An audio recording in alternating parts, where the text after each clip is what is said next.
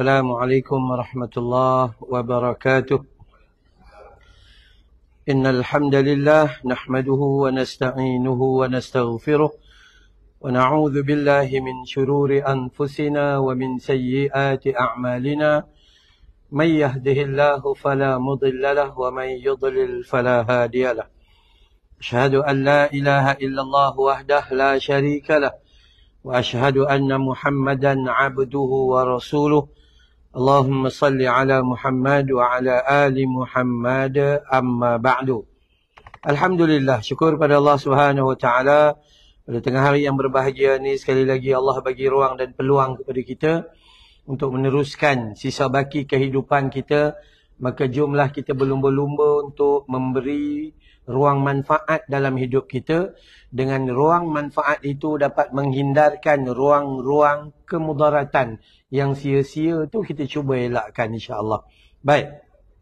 Dengan tempoh lebih kurang 45 minit, dalam hadis yang kita akan bincang pada hari ini adalah hadis yang selalu kita sebut, iaitu tentang jaga 5 sebelum datang 5, atau manfaatkan 5 sebelum datangnya 5 perkara. Ini hadis, sebelum kita sebut, hadis ni adalah hadis daripada Abdullah ibnu Abbas. Ya, hadis daripada Abdullah ibnu Abbas. Kita kena tahu yang tu. Okey. Abdullah ibnu Abbas ini adalah sepupu kepada Nabi, sedangkan Sayyidina Abbas tu pak saudara kepada Nabi SAW. Dan hadis ini adalah riwayat Imam Al-Hakim. Imam Al-Hakim sebut hadis ni dalam kitab Al-Mustadrak. Ya, dan juga riwayat Imam Az-Zahabi yang disebut dalam kitab At-Talkhis. Dan juga hadis ini syaratnya memenuhi syarat Imam Al-Bukhari dan Muslim, walaupun Bukhari dan Muslim tidak meriwayatkannya. Al-Hakim meriwayatkan syaratnya memenuhi Bukhari Muslim. Az-Zahabi meriwayatkan sama syaratnya memenuhi Bukhari dan Muslim. Dan hadis ni adalah hadis yang sahih. Ya, kita selalu dengar dalam hadis Nabi SAW memberi peringatan, Igtanim khamsan ala qabla khamsin. Iaitu hendaklah kamu manfaatkan 5 perkara sebelum datangnya 5 perkara. Ini semua berkaitan dengan kehidupan manusia yang penuh dengan kelalaian. Masa ada tak nak pakai. Masa tak ada baru cari-cari. Masa hidup tak nak bagi anugerah. Udah mati dapat Tan Sri. Gitu ada. Itu memang macam tu. Kan ya? Jadi itu kaedah sedemikian. Masa ada suami, taat aja insya-Allah masuk syurga. Bila dah tak ada suami, cari-cari pula nak suami. Dah masa tu tak laku dah contohnya. Kan ya? Masa ada isteri, manfaatkan isteri supaya dengan kebaikan yang kita buat kita masuk syurga. Begitulah keadaannya, manfaatkan. Igtanim khamsan qabla khamsin. Manfaatkan 5 sebelum datangnya 5. Syababaka qabla haramik, yakni waktu mudamu, syabab. Waktu mudamu sebelum datang waktu tuamu. Tua di dalam hukum perbincangan agama adalah 40. Itu tua. Nampak gaya macam belum. Oh, tu ada seorang belum ke? Belum. Alhamdulillah belum. Tapi jangan sangka pula yang belum tu takut mati sebelum 40. Itu je. Ya. Syababaka syababaka qabla haramik, yakni manfaatkan usia mudamu sebelum usia tuamu. Ada orang panjang umurnya, zahirnya hidup tapi hatinya mati. Ada orang dia mati dalam keadaan zahirnya mati, dalam hati yang sentiasa hidup di sisi Allah Subhanahu Wa Taala.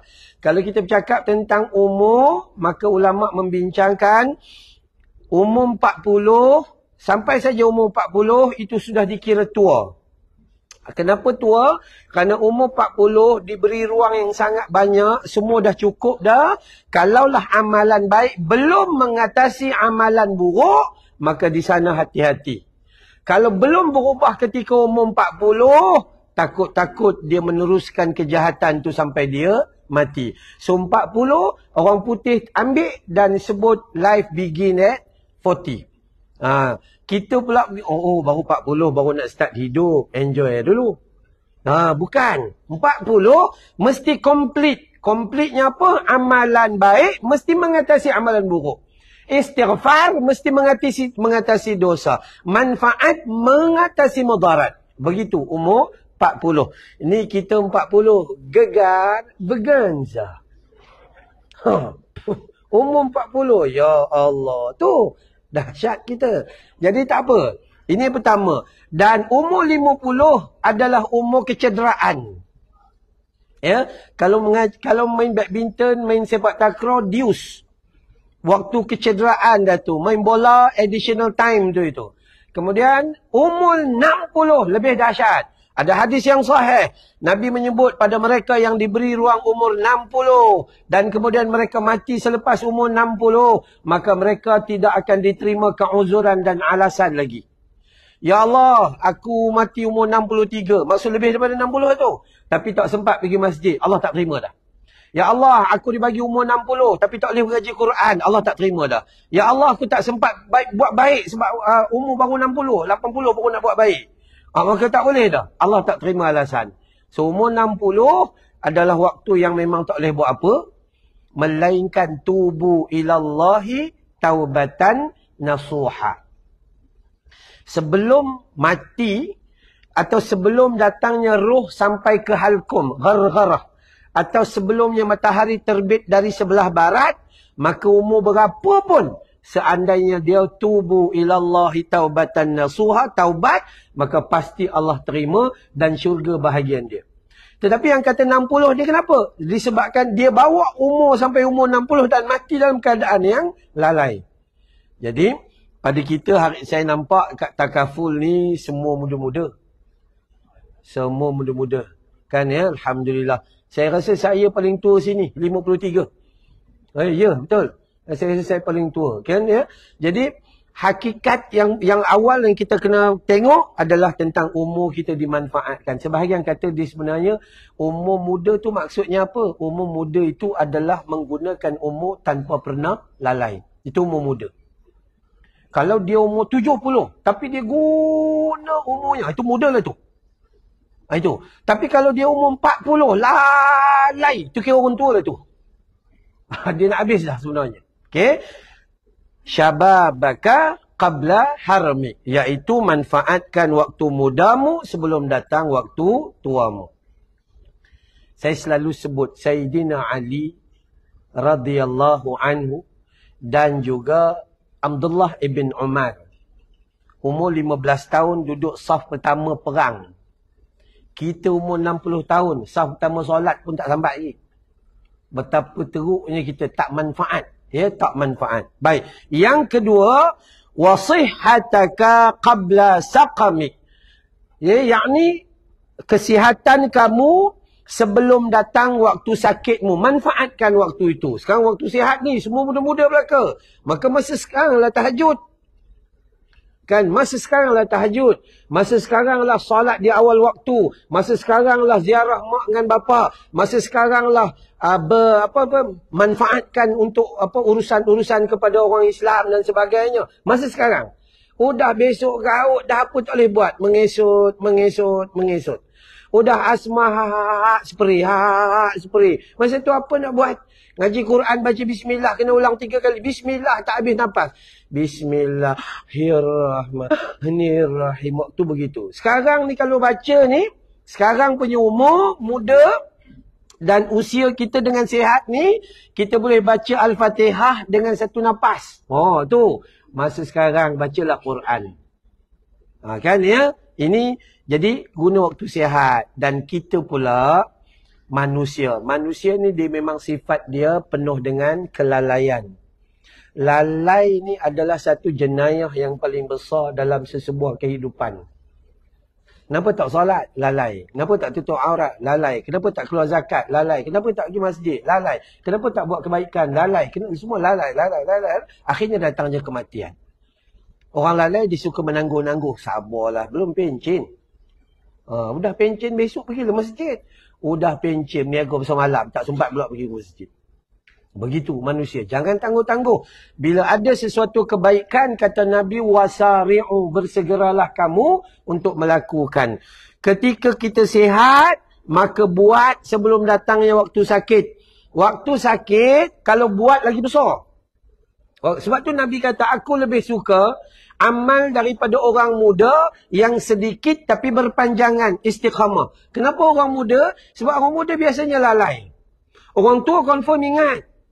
Pergi masjid dan surau, sah pertama, kedua, ketiga, semua bakal jenazah. Geng kencing manis, geng darah tinggi, geng semua tu. Kenapa? Ni.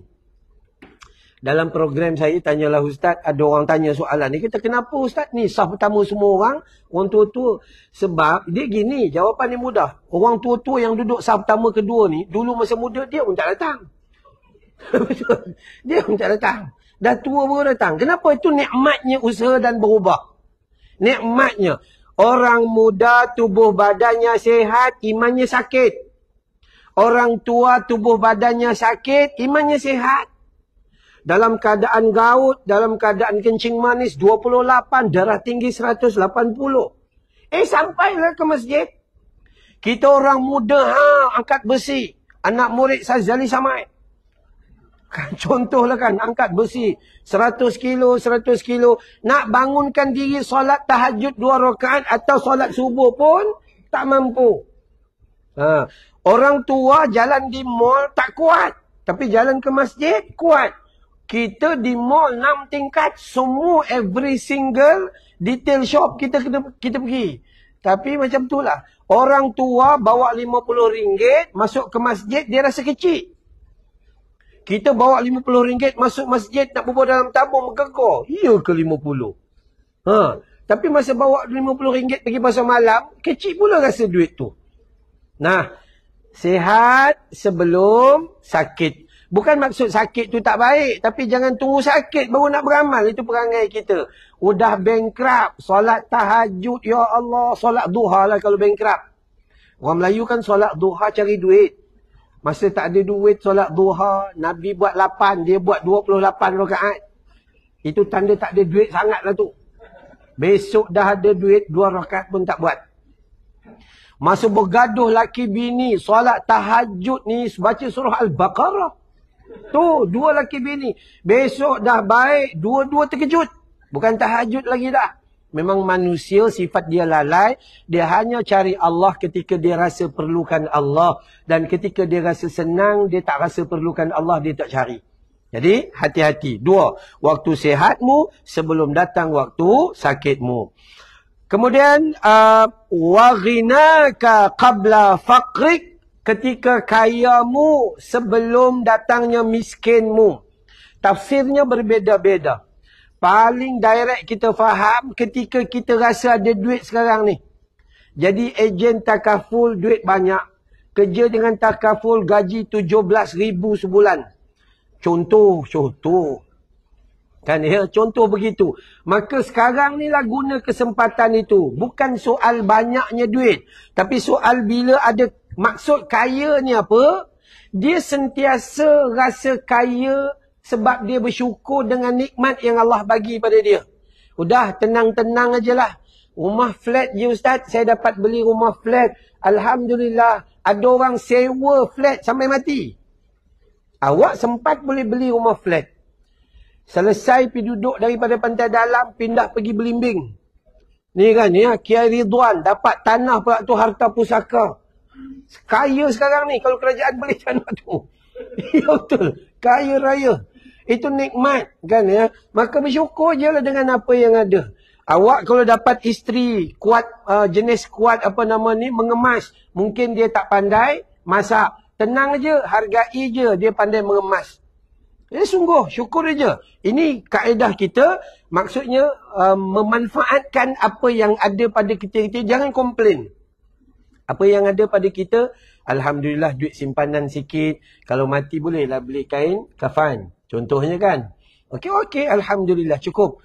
Ustaz, saya tak ada langsung Ustaz. Yang ada boleh makan aja. Alhamdulillah, ada orang tak boleh makan.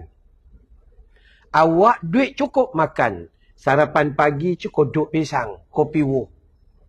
Datang pejabat 10.30, berhenti lagi. Nasi lemak sotong kembang. Sampai kembang kita. Ya. Udah 12.30, belum habis proses makanan pagi, biryani gam makan tengah hari. Tak cukup tu, kari kepala ikan sebelah. Tu kan top tu, satu dunia top. Kari kepala ikan tu. Allahu Rabbi. Saya lalu sini, AJK tak pernah ajak makan. Dahsyat betul AJK. Okey. Saja bagi tahu dah lama datang. Tak sebut pun. Contoh. Okey. Okey. Okey, yang dia tahu Ustaz ada kat mana dia sekarang? Beritahulah Ustaz, kari kepala ikan hari ni ada. Contoh. Okey. Ini kaedah-kaedah dia. Sangat mudah. So, waktu kaya ni, maksud kaya tu bukannya kaya. Maksud kaya tu cukup makan, cukup pakai, ada tempat tinggal. Udah, itu kaya lah tu. Sebab ada orang lain yang tak ada tempat tinggal. Saya terbaca pagi ni, Ros Arifin. Bukan Ros ya, Ros Arifin. Penulis lagu di zaman Siti Nurhaliza dulu, penulis lagu Ning Baizura dan sebagainya. Sekarang ni jadi gelandangan. Tak ada rumah. Kita Alhamdulillah, semenjak kerja dengan Takaful, beli rumah teres. 2 tingkat. 70 kali, berapa? 70 kali 20, 1400 square feet. Boleh tambah dapur, boleh tambah depan. Ada yang potong bumbung naik setingkat, ibu ada. Tu. Jadi, Alhamdulillah, cukup. Jadi, waktu kaya, guna kekayaan itu untuk apa? Pertama, menafkahi isteri kita. Itu nafkah yang paling besar. Yang lelaki, tolonglah. Jangan terpesona dengan pembohongan orang.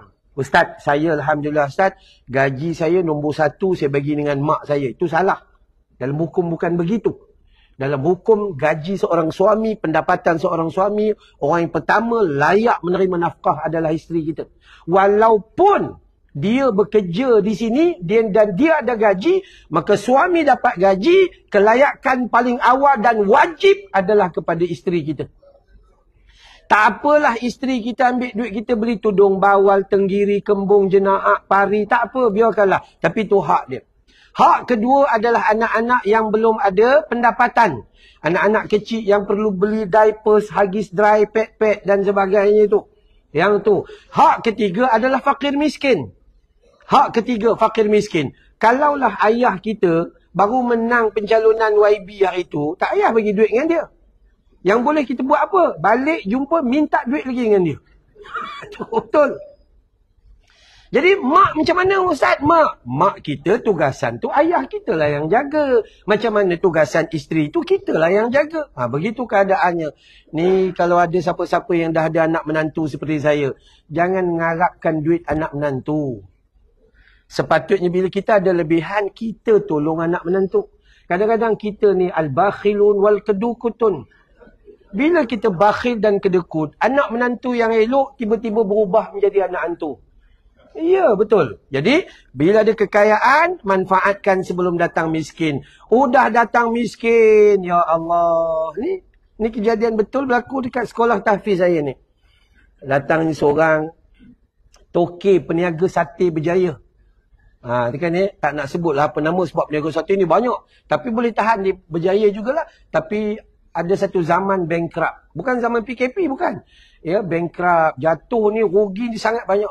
Datang ke sekolah tahfiz, Ustaz, minta tolong anak-anak murid Ustaz, tolong baca Al-Quran, baca surah Yasin 44 kali. Omboi kau ingat siapa? Suruh baca 44 kali. Omboi bukan main. Tu rasa perlu sangat lah tu. Jadi tak apalah kita tolonglah juga. Kebetulan pelajar saya ada 48 orang. Jadi kami baca 48 kali lah. Seorang sekali. Pergilah toke sate. Saya kata tak apalah warden, guru, kau bawa pergi. Mana tahu anak-anak dapat makan sate. Contoh. Anak-anak selesai balik, besok saya balik daripada Kelantan. Ni sekejap lagi nak pergi Pahang.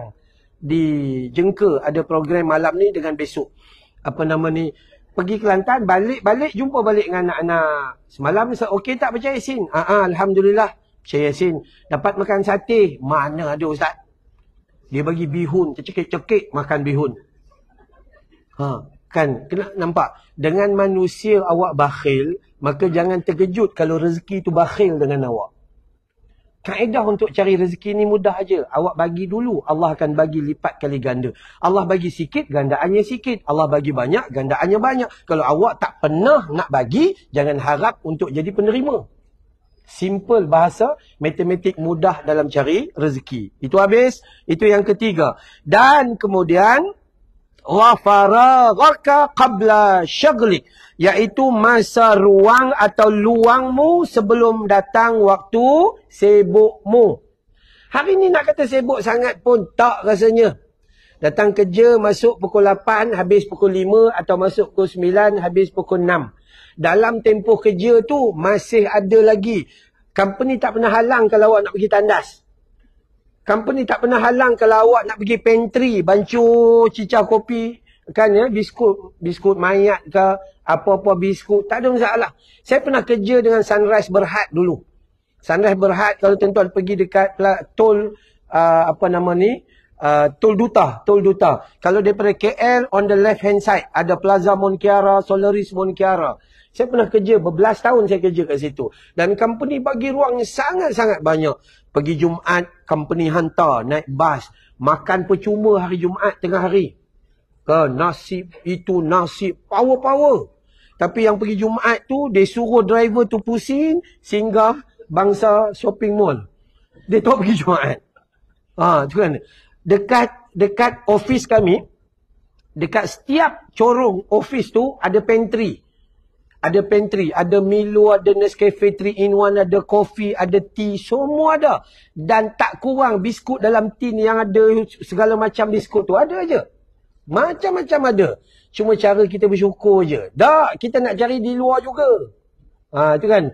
Masalah kita itu tak pernah bersyukur, maka kita duk sibuk dengan benda lain. Selagi ada ruang. Ruang pertama ingat. Sebab setiap kali tambahnya masa atau umur, maka bukan tentu panjang umur kita. Itu tanda makin pendek umur kita. Kontrak kita katalah berbaki lagi 29 hari. Mati lepas itu. Maka kalau kita habis hari ni, kontrak kita baki tinggal 28 hari. So jangan seronok sangat. Sambut birthday ni, sepatutnya kita sedih. Buat kek 3 tingkat. Seronok betul panjang umur. Bukan. Makin sampai tarikh hari jadi, makin dekat pada tarikh mati. Atuk umur 75. Happy birthday to you. Happy birthday to you. Happy birthday to my atuk. Atuk tarik-tarik tiup. Fu, calo bete, calo kerte.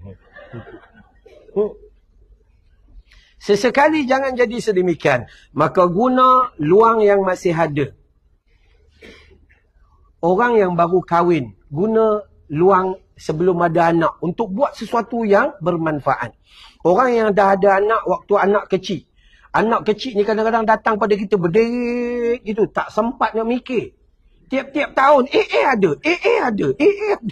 Ya, sungguh. Tapi hadapi dengan tenang. Kenapa? Kekalutan yang Allah bagi dalam kehidupan adalah hadiah daripada Allah Subhanahu Wa Taala. Jangan pernah komplain. Semalam saya forum di GMI, German Malaysian Institute, di Kajang Border Bangi itu kan, kat situ. Saya panel pertama, panel kedua seorang doktor pakar mental bercakap tentang kesihatan mental. Hari ni orang perempuan every 4 second ada pesakit anxiety, depression dan sebagainya. Orang lelaki alhamdulillah tak ada, sebab dia langsung tak fikir. Dia langsung tak fikir. Kau nak makan, cari sendiri. Mana ada orang lelaki, dia tak fikir, dia relax je. Harus diingat. Jangan sibuk berfikir tentang orang lain sehingga kita lupa berfikir tentang tanggungjawab diri kita sendiri. Tak payah duk sibuk. Ini kenapa ni ya? Ini kenapa ini? Ini kenapa? Kita sibuk sakit hati dengan orang lain. Akhirnya kita depression sebab perangai orang lain. Ya, sungguh. Ini bahaya sangat-sangat. Awak sibuk tentang teman sepejabat awak yang begini perangai, begitu perangai. Yang awak sibuk pasal dia, buat apa? Patutnya awak sibuk buat apa yang perlu awak buat. Udah, selesai. Senang. Cukup, simple. Suami tak perlu sangat sibuk pasal isteri dia. Isteri gini. Asal dia buat benda yang fardu, udah, selesai. Tak perlu bentuk pasangan supaya ikut kita. Every single inches dulu dia kena ikut. Tak perlu. Isteri, tak payah bentuk suami awak begini, tak perlu. Ikut je. Buat. Luangkan waktu dengan penuh kemanfaatan. Sebab hari ni, kita tak banyak masa. Tambah-tambah ada handphone. Handphone ni, seorang ada 2. Dalam satu handphone pula tu ada 2 kad. So 4 kad. Entah siapa telefon dia pun tak tahu. Nak kata dia penggali kubur ke. Kan siapa ke. Tak ada. Tak ada siapa pun telefon. Tapi itulah. Kalau kita hari ni kajian mendapati. Telefon kita. Yang berinternet. Yang berinternet. Dia curi umur kita tanpa kita sedar. Kejap tengok 20 minit. 1 jam. Yang kaki main game. Yang muda-muda main game. Saya heran. Yang tua pun main game. Umur 52 main game sampai pukul 6 pagi. Daripada tengah malam. Bini sakit kepala. 62. Layan main game saya. Apa game dia main pun tak tahu. PUBG ke apa. Apa yang dulu zaman dulu ke. Dia buang masa. Elok tengok. 1 jam dah habis. 2 jam dah habis. 1 jam dah habis. 2 jam dah habis. Maka dia menyibukkan pada tempat yang salah. Dan akhirnya kita kehilangan waktu untuk memanfaatkan usia dan umur kita. Tengok-tengok dah tak ada. Tengok-tengok umur dah habis. Umur dah habis dan sebagainya. Sebab tu kita rasa hari ni, kenapa masa rasa cepat sangat Cuba. Kalau nak rasa waktu tu lama, cuba manfaatkan waktu tu. Buat benda yang manfaat. Solat tahajud, ngaji Quran, ziarah orang sakit, bantu orang miskin. Kita rasa lama betul hari ni ya. Tambah-tambah puasa sunat. Kan ya? Lambat betul nak berbuka. Sedangkan baru je lepas sahur. Baru lepas sahur dia dah fikir dah nak buka nak makan apa. Okay, ya. Tapi kalau kita benda buat yang merapu-merapu ni sekejap je. Habis dah. Habis dah dia jadi begitu. Maka masa yang kita ada luang ni, tolong sebelum datang waktu sibuk. Waktu sibuk tu, bahasa mudah waktu sibuk tu adalah sakratul maut. Atau waktu sibuk tu, waktu yang kita dah tak mampu baru kita nak buat pada waktu tu. Waktu sibuk tu, waktu yang terhalang daripada kita nak buat. Masa tu sibuk tak boleh nak buat apa dah. Jadi sekarang ni kan, kita ada masa ruang. Tambah-tambah orang muda pada hari ni. Saya pesan dengan orang muda. Semalam saya pesan juga dengan pelajar-pelajar JMI semalam. Mau hidup bahagia, wahai orang muda, baliklah kepada kedua orang tuamu. Simple. Orang muda yang baru kahwin, orang muda yang anak-anak kecil-kecil ni kan. Baliklah ziarah mak dan ayah.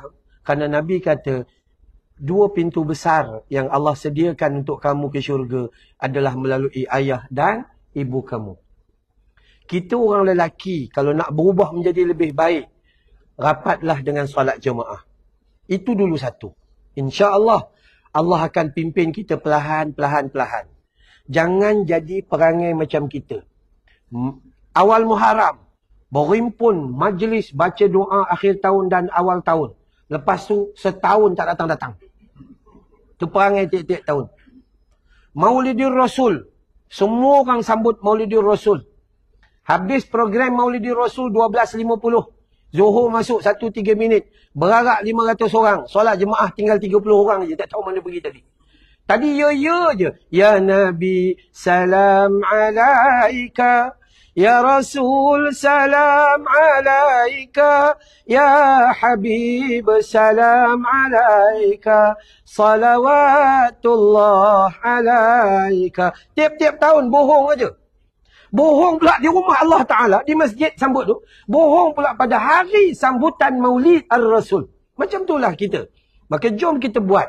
Buat apa? Buat supaya masa ruang yang masih ada, kita sibukkan dia dengan urusan akhirat. Urusan yang manfaat. Bukan maksud kena duduk dalam masjid aja. Kan ya? Bukan baca Quran aja. Tak. Okey. Jadi, tu yang keempat. Dan yang kelima. Wahayataka qabla mautik. Yakni hidup sebelum datang matimu. Allah khabar dalam ayat yang selalu kita baca tu. Daripada umur 6 tahun baca surah tu, 66 pun baca surah tu juga. Wal asri innal insana lafi khusr. Itu je. Maka Allah kata apa? Demi masa. Masa itu apa? Umur kita. Masa itu apa? Ruang dan peluang yang Allah pinjamkan kepada kita. Wal asr innal insana lafi khusr. Rupa-rupanya kebanyakan daripada kita memilih untuk rugi. Walaupun sebenarnya keberuntungan sangat besar. Tambah-tambah saya dengan mana isteri saya. Saya dengan isteri saya duduk di Bukit Beruntung. Lagi beruntung. Hidup kita mana ada rugi. Bangun pagi baca doa dapat pahala. Gosok gigi dapat pahala. Ambil wuduk dapat pahala. Baca doa selepas wuduk. Asyhadu an la ilaha illallah wahdahu la syarikalah. Wa asyhadu anna Muhammadan abduhu wa rasuluh. Allah buka 8 pintu syurga. Tapi tempat wuduk tak ada doa. Ada doa? Tak ada kan? AJK. Doa besar-besar kat situ. Nabi kata dalam hadis Muslim. Man sanna. Siapa-siapa yang menunjukkan arah baik kepada orang lain. Dia dapat pahala, orang tu buat dia dapat pahala, sehingga dia mati pun dia dapat pahala. Itu.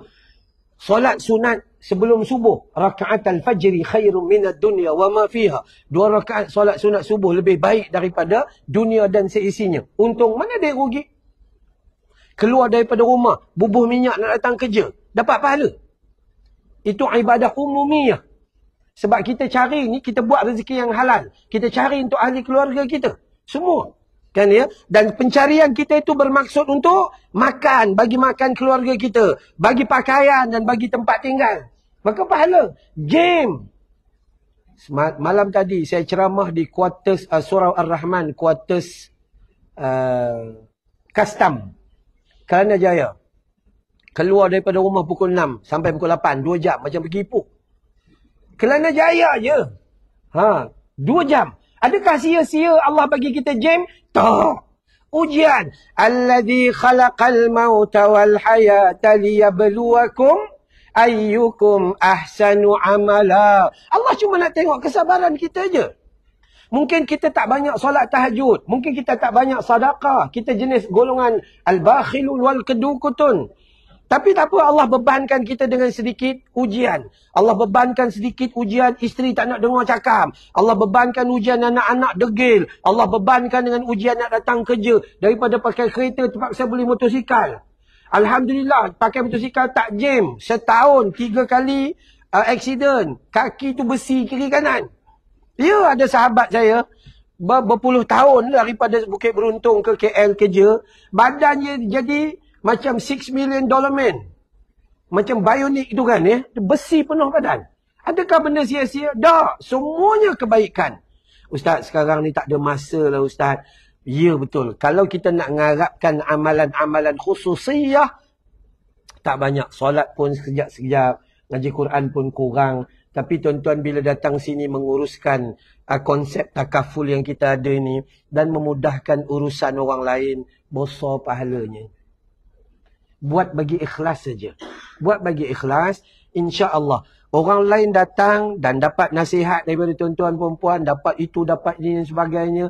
Dia orang ambil takaful ketika dia pesakit, masuk ke dapat medical ni, dapat kebaikan, dapat kemudahan. Itu semua pahala besar yang orang takaful kadang-kadang dia tak fikir, dia tak perasan tu nikmat besar yang ada pada dia. Paling banyak. Kita bukan nak buat jualan saja, tapi nak bagi tahu bahawa sediakan payung sebelum hujan. Itu aja.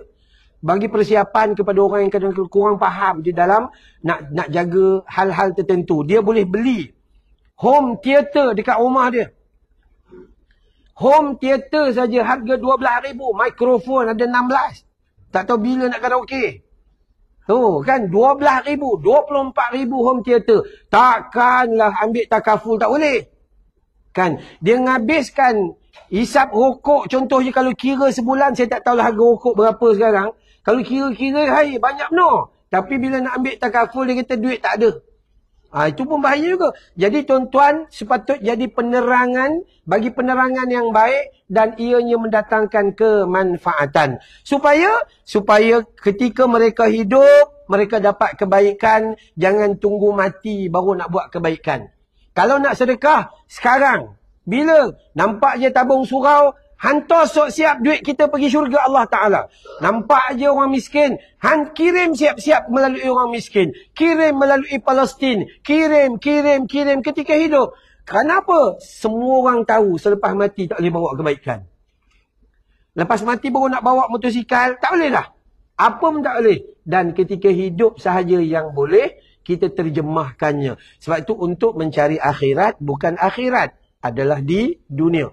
Maka sebab itu ulama' kata kedatangan kita di dunia, perjalanan kita di dunia, cuma 9 bulan sahaja. Apa maksud 9 bulan? Duduk dalam perut mak, itu seumpama kita berjalan pergi ke dunia. Lahir saja ke dunia, maka bermulalah langkah pertama menuju ke akhirat. Kita tunggu pencen baru nak cari akhirat. Tak sempat pencen, Allah pencenkan kita dulu. Itu yang bahaya. Maka orang muda, yang muda-muda ni, saya dah tua dah, 53 tahun, saya rasa tua dah. Saya rasa macam lambat aja. Ya, lambat apa ya? Lambat memulakan kebaikan. Berebut-rebut lah buat baik, berebut-rebut. Nabi tak sebut orang yang baca Quran 3 hari 30 juzuk manusia paling baik, tak. Tapi Nabi sebut, ni tuan-tuan yang ada sini yang uruskan takaful, tolong tengok hadis riwayat Imam Tabrani dalam kitab Mu'jam Al-Awthad. Hadis yang sahih, Nabi kata sebaik-baik manusia adalah manusia yang paling bermanfaat pada manusia yang lain. Ni ada di sini. Dan sebaik-baik amalan di sisi Allah adalah memberi kegembiraan kepada orang lain dengan memberi mereka jalan mengelak daripada mereka rasa susah. Tu ada kat di sini? Ada. Maka kalaulah ada penceramah-penceramah dekat sini dalam takaful, ambil hadis ni, cerita kepada ejen-ejen dia, cerita kepada staf bahawa apa yang kita buat bukan urusan dunia semata-mata, tapi urusan ni adalah urusan bersangkut paut dengan negeri akhirat. Wallahu a'lam. 1-2 soalan, silakan kalau ada. Ada lagi 3-4 minit. Sekejap ya.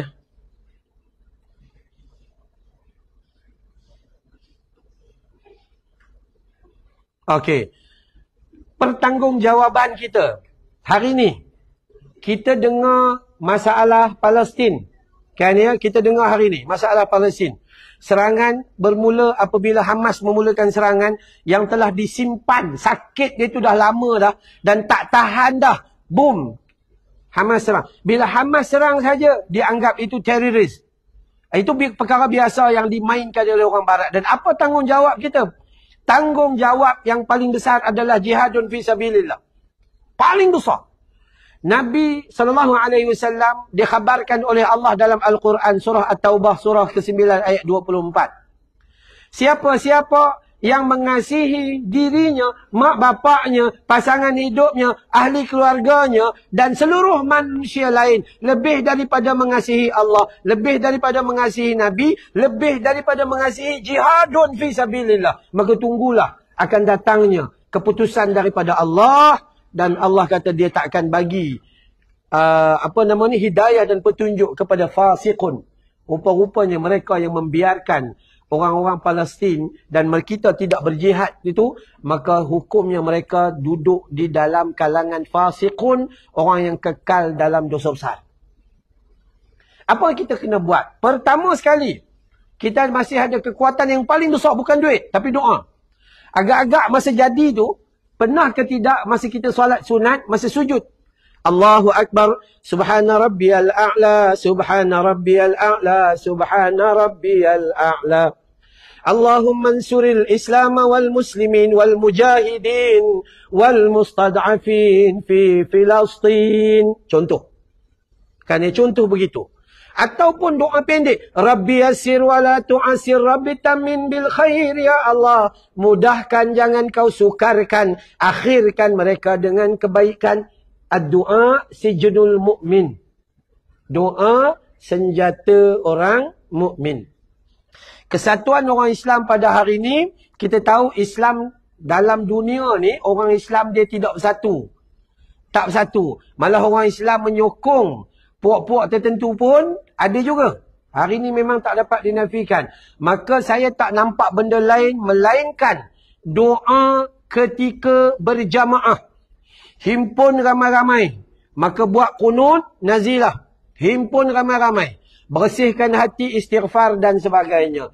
Selain daripada itu, Maka bantu mana-mana NGO-NGO yang menguruskan hal-hal. Sekarang ni ada urusan hantar tentera tak ada lagi. Yang dia hantar perubatan, hantar makanan, pakaian sejuk dan sebagainya.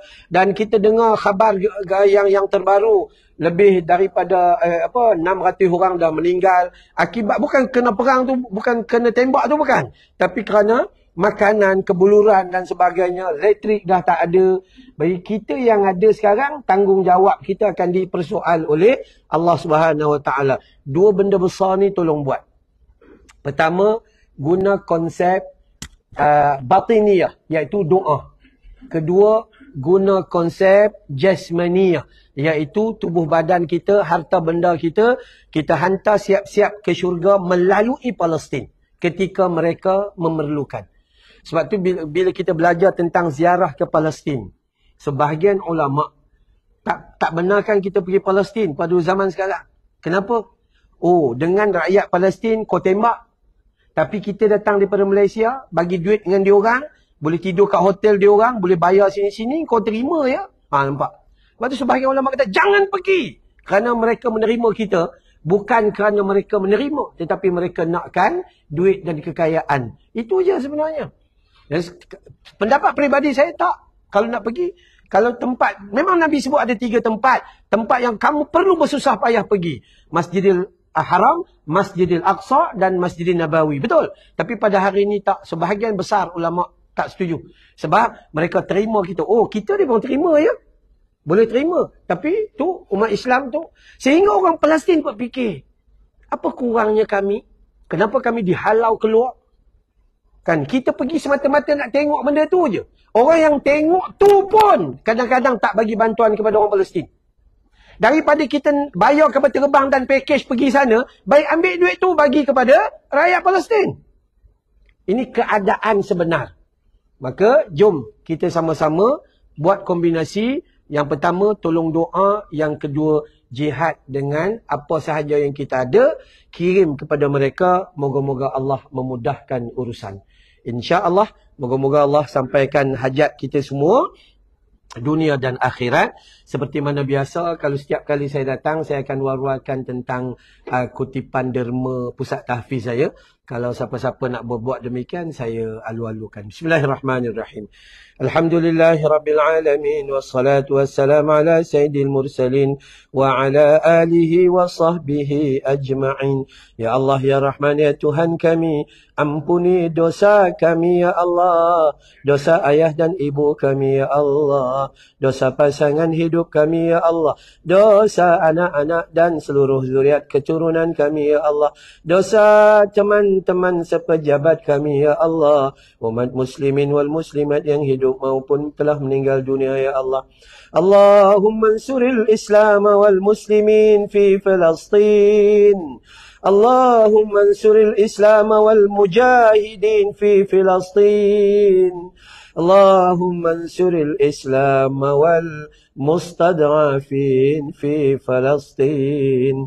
Sallallahu ala Muhammad wa ala alihi wa sahbihi wa baraka wa sallam. Walhamdulillahi rabbil alamin. Saya tak dapat jadi imam hari ini sebab saya jamak, sebab on the way ke Pahang. Jadi imam kita lah uruskan insya-Allah. Sampai sini dulu, billahi taufik wal hidayah. Assalamualaikum warahmatullahi wabarakatuh.